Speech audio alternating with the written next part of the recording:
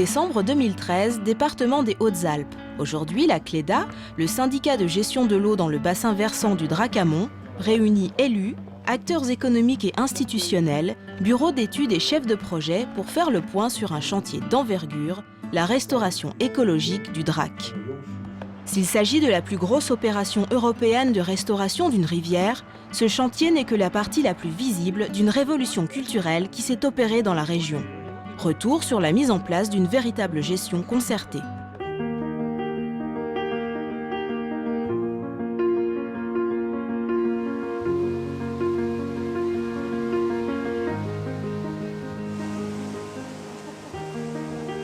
Situé au cœur des Hautes-Alpes, le Drac-Amont et son bassin versant concentrent enjeux économiques, sociaux, environnementaux et même politiques.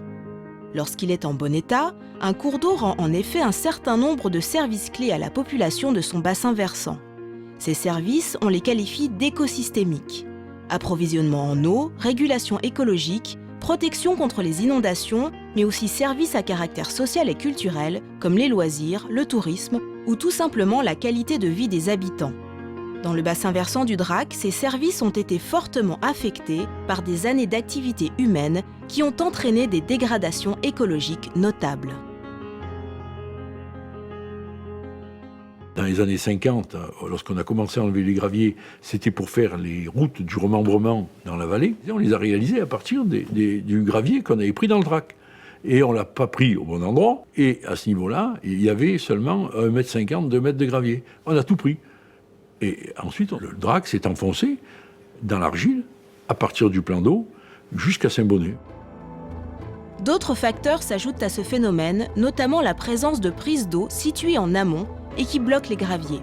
Résultat, des risques croissants de crues, érosion, effondrement des berges, déracinement des arbres, danger pour les populations, appauvrissement de la biodiversité, disparition des activités de pêche, menaces sur les activités socio-économiques liées au tourisme, comme la base de loisirs locale dont la digue risque de s'effondrer. Devant cette situation alarmante, concordant avec un renforcement de la loi sur l'eau, les acteurs du territoire prennent les choses en main. Jean-Pierre Festa réunit tous les acteurs du bassin versant et devant l'urgence, ils conviennent qu'il faut prendre des décisions fermes sur la façon de remédier au problème. Mandatés par la Cléda, les bureaux d'études de Vincent Koulinski et Frédéric Laval confirment la situation.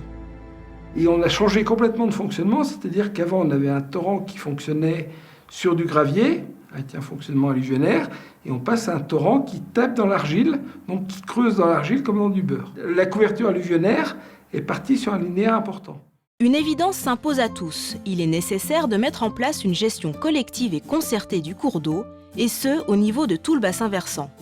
C'est ainsi que les acteurs locaux réunis au sein de la Cléda assurent le portage de documents fondateurs pour cette nouvelle façon de fonctionner, un SAGE et un contrat de rivière. Le SAGE, le schéma d'aménagement et de gestion de l'eau du Drac-Amont, c'est notre Bible qui nous permet d'avancer dans notre travail. Donc pour mettre en œuvre l'ensemble des préconisations du SAGE, nous avons été amenés à créer ce contrat de rivière pour nous donner les moyens financiers. C'est donc un document que nous avons signé entre l'Agence de l'eau, la région, les régions, Rhône-Alpes et Provence-Côte d'Azur, les départements essentiellement, et l'Europe, tout le monde a mis la main à la poche pour pouvoir créer ce contrat. Et nous avons signé un contrat de 35 millions d'euros qui va nous permettre de faire un certain nombre de choses dans la vallée, et en particulier, justement, de faire un vrai développement durable dans la vallée. Le SAGE et le contrat de rivière font référence aujourd'hui. L'ensemble des thématiques liées à la gestion du cours d'eau est concentré dans ces documents, ce qui donne les clés d'une gestion de la ressource à l'échelle du bassin versant. Philippe Moulec, agent de l'ONEMA, est un fervent défenseur de cette approche globale. Ici, dans le Drac, la mise en place du SAGE et de la Cléda, ça a été pour nous, et là je parle avec une vision plus départementale, le premier gros organe de concertation efficace mis en place dans le département. Ça a été du travail, de concertation. C'est pas toujours évident que les gens discutent des mêmes choses, se mettent d'accord autour d'une table. Là, je crois que c'est vraiment une grande réussite de la Cléda, de la Clé et de la Cléda et du SAGE Drac. Parce que sans tout ce tissu territorial de gens qui ont appris à se connaître, qui ont appris à travailler ensemble. C'est pas évident entre les agriculteurs, le monde de l'eau, des gens qui s'occupent d'hydroélectricité, d'arriver à travailler ensemble pour aujourd'hui arriver à retrouver sur quasiment bientôt tout le bassin versant une continuité écologique, puisque c'est le terme aujourd'hui, et tout ça pour atteindre un bon état. Et quelque part montrer à d'autres projets en France que ça peut marcher. Et quand il s'est agi de trouver des solutions, c'est un projet de restauration écologique qui a vu le jour, partagé par tous les acteurs du bassin versant. Dans ce contexte de projet commun, on a pu envisager une méthode radicale pour remédier au problème du drac. Ça fait des années qu'on tourne autour du pot sur ce projet. On se dit oui, il y a une incision, on commence à constater de l'érosion des berges, du plan d'eau, etc. Mais il y a un moment donné où il faut se dire on ne peut pas se contenter de rafistolage. Il faut faire une opération d'envergure. Et pour le coup, c'est une opération de recharge sédimentaire. Mais c'est vrai que des opérations de recharge sédimentaire, on en a vu en France, ça s'est fait à l'étranger aussi, à l'échelle de quelques milliers de mètres cubes. Mais là, à partir du moment où on l'envisageait, c'était quelque chose qui était de l'ordre de 300, 400 000 mètres cubes. Voilà, donc un projet vraiment d'ampleur. Bertrand Breil est chargé de mission à la Cléda. Il coordonne toute cette opération de recharge du drac, un chantier de 5 millions d'euros qui s'étend sur plusieurs mois. L'objectif est de restaurer écologiquement le drac en lui redonnant un aspect naturel, un style naturel, un style en tresse. Donc nous allons retirer les matériaux déposés en excès sur ce torrent pour les transporter vers des zones où au contraire il manque de matériaux dans les cours d'eau. En parallèle du chantier, l'encadrement réglementaire de l'activité extractive des carriers a été modifié, mettant fin au système d'exploitation alluvionnaire au titre du code minier. Grâce à la gestion concertée, les carriers ont pu néanmoins conserver une activité. Ils participent dorénavant à l'entretien du drac, en curant le cours d'eau là où les graviers se sont accumulés et en rechargeant les zones déficitaires. Ils ont ensuite l'autorisation d'exploiter les matériaux excédentaires. La différence avec autrefois, c'est qu'autrefois, le carrier réalisait lui-même le dossier de demande d'autorisation qui allait lui autoriser via arrêté préfectoral à réaliser les travaux. Là, la différence, c'est qu'il y a un maître d'ouvrage public, en l'occurrence la Cléda, qui porte le dossier, qui est un dossier loi sur l'eau, hein, évidemment, qui le dépose en préfecture et qui devient elle-même, la Cléda en l'occurrence, titulaire de l'arrêté préfectoral. Le plan de gestion va définir des profils d'objectifs sur tout le linéaire du torrent, sur toute la vallée, ainsi que de ses affluents, donc les affluents du drac. Et sur ces linéaires-là, on définit des codes d'objectifs et tous les matériaux qui sont mobilisés suite à des crues, au-delà de ces codes d'objectifs, vont pouvoir être curés, comme autrefois, mais dans un autre contexte, pour être soit valorisés économiquement sur les installations autorisées des carriers, soit être utilisés, pourquoi pas, dans le cadre de travaux de recharge sédimentaire, comme c'était le cas sur le secteur de Saint-Bonnet cet hiver. C'est une gestion qui me paraît assez cohérente de la rivière, et je pense qu'au final, tout le monde s'y retrouve. À force d'explications et de médiation, la Cléda est parvenue à mettre en place un consensus autour des travaux.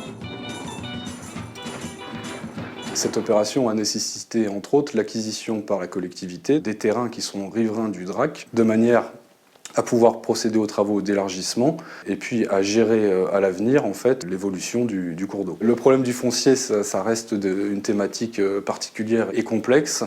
Avec une bonne explication des enjeux autour du projet, nous sommes parvenus à traiter ces aspects fonciers par la voie amiable. L'État est intervenu dans ce projet en complémentarité des collectivités locales. La DDT, en lien avec l'Adréal, a assuré un suivi pendant les travaux. Elle s'est également impliquée dans l'accompagnement en amont. Ainsi, les autorisations réglementaires n'ont pas été un frein au moment d'instruire ce dossier complexe qui fait intervenir différentes réglementations, eau, espèces protégées, défrichement. La DDT a instruit le dossier de demande d'autorisation concernant les travaux de restauration du lit du drac qui était soumis à autorisation au titre du Code de l'environnement, à étude d'impact, et la Cléda avait également sollicité une déclaration d'utilité publique. Donc cela a nécessité un travail préparatoire en amont avec le maître d'ouvrage pour bien déterminer la procédure à mettre en œuvre d'un point de vue administratif et déterminer également les éléments de cadrage nécessaires à l'élaboration de l'étude d'impact. Ce projet bien ficelé et porté par une volonté politique a su convaincre les partenaires financiers. Si l'Agence de l'eau a participé à hauteur de 45% au financement des travaux, c'est parce que ces derniers ne sont qu'une étape dans une démarche globale. Les problèmes, ils peuvent être réglés en termes de travaux, mais pas forcément, c'est pas toujours des travaux. Ça peut aussi être des mesures de gestion, ça peut être l'organisation d'un certain nombre d'acteurs qu'on a envie de mettre autour d'une table pour essayer de discuter des problèmes et de les régler tout simplement par des adaptations de leurs pratiques. Tout bêtement, ça peut être les agriculteurs, ça peut être les kayakistes, ça peut être un arrangement. Et donc, c'est vrai qu'à l'agence, on s'est aperçu que pour pouvoir mettre en œuvre ce qu'on aimerait mettre en œuvre au titre de la directive cadre sur l'eau, il faut vraiment qu'on arrive à faire mettre en place sur le terrain, identifier des vrais porteurs. Et les porteurs, c'est les élus. Donc les élus, ils sont déjà là, ils sont déjà en place, ils font déjà plein de choses. La région PACA a aussi répondu présente à l'appel au financement des travaux, car la préservation de la biodiversité est un domaine prioritaire dans la politique environnementale régionale. La région Provence-Alpes-Côte d'Azur s'est investie depuis pas mal d'années dans le soutien des actions de restauration des milieux aquatiques parce qu'effectivement on considère que c'est une politique importante de l'environnement et qu'elle doit se faire à l'échelle des bassins versants, donc avec une action concertée, coordonnée de l'ensemble des acteurs. Une politique qui réjouit les défenseurs locaux de la biodiversité, notamment les pêcheurs du Drac. Depuis la guerre, à peu près, on peut dire, les hommes ont créé de multiples barrages. Alors, soit c'est des seuils, par exemple, pour prendre de l'eau pour des canaux, ou pour créer des ponts. Et sous le pont, on fait une espèce de seuil en béton. Et tous ces obstacles finissent par bloquer les truites dans leur remontée. Et évidemment, si on ajoute l'érosion, et si on ajoute la pollution à ce phénomène, les trois combinés font que la rivière s'appauvrit. Les nouveaux seuils sont équipés de passes à poissons et ces passes à poissons ont été déjà expérimentées et elles permettent aux truites de remonter assez facilement. Si ces travaux réjouissent les usagers du Drac, les dépenses faramineuses engagées pour remédier à la situation ont permis de réaliser un peu tardivement l'importance des services écosystémiques de cette rivière. De comprendre également qu'agir pour le bon fonctionnement d'un cours d'eau, c'est aussi en préserver les usages socio-économiques. On peut quand même regretter d'en être arrivé à un stade où il n'y avait plus de possibilité de retour. On peut espérer que ce type de projet puisse servir d'exemple pour arriver à anticiper sur d'autres territoires, sur d'autres bassins versants et d'avoir une gestion concertée beaucoup plus en amont qui prenne en compte l'équilibre en fait, entre le fonctionnement des milieux naturels et les usages économiques de la vallée. Juin 2014, les travaux sont terminés. Bertrand Breil contemple satisfait le nouveau Drac qui retrouve progressivement sa dynamique originelle. Alors ce qu'on peut clairement observer, c'est qu'on a redonné une largeur conséquente au lit du Drac, au cours d'eau.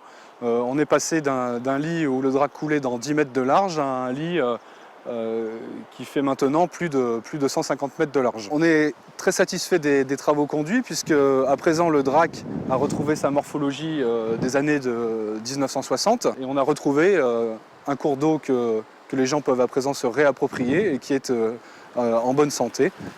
Une bonne santé qui remplit les objectifs de la directive cadre sur l'eau.